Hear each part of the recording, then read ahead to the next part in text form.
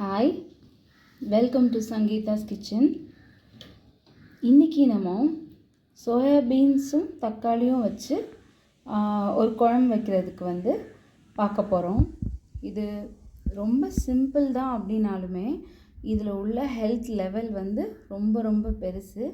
Soybeans rich source of proteins.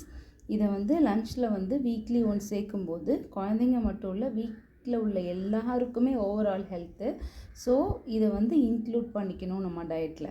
நான் என்ன எடுத்திருக்கேன், இப்போது ஒரு பிளேட்டில் ஒரு 4 குட்டி தக்காளி கட் பண்ணி வச்சுருக்கேன். சோயா பீன்ஸு ஒரு 150 கிராம். உரிச்ச பீன்ஸ் நான் வாங்கினேன். உரிக்காமல் வாங்கினா நீங்கள் மினிமமாக ஒரு 1/4 கிலோவாவது கண்டிப்பாக வாங்கணும். சின்ன வெங்காயம் கொஞ்சம் கட் பண்ணி வச்சுருக்கேன். அண்ட் தேங்காய் சில்லு ஒரே ஒரு பெரிய பீஸ் மட்டும் கட் பண்ணி வச்சுருக்கேன். இதை நம்ம சோம்பு கொஞ்சம் போட்டு சேர்த்து அரைக்கணும். பாருங்கள், சோம்பு சேர்த்துருக்கேன். இவ்வளோ தான், ஒரே ஒரு பீஸ் தேங்காய் சில்லும் கொஞ்சமாக சோம்பு மட்டும் சேர்த்து நல்லா பேஸ்ட்டாக அரைச்சிக்கணும்.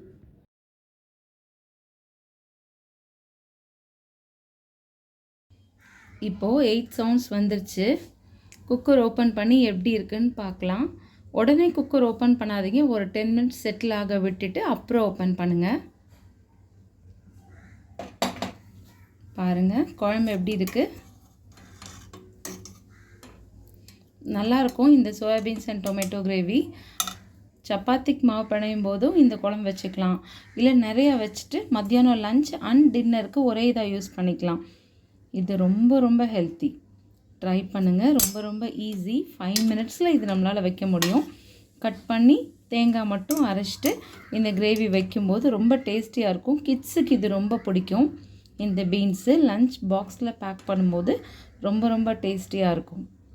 இதோட ஹெல்த் பெனிஃபிட்ஸ் ரொம்ப. சோயா போன் ஹெல்த்துக்கு, அதுக்கப்புறம் ஸ்பைனுக்கு, இது எல்லாத்துக்குமே நல்லது. Rich in proteins. கண்டிப்பாக ட்ரை பண்ணுங்கள்.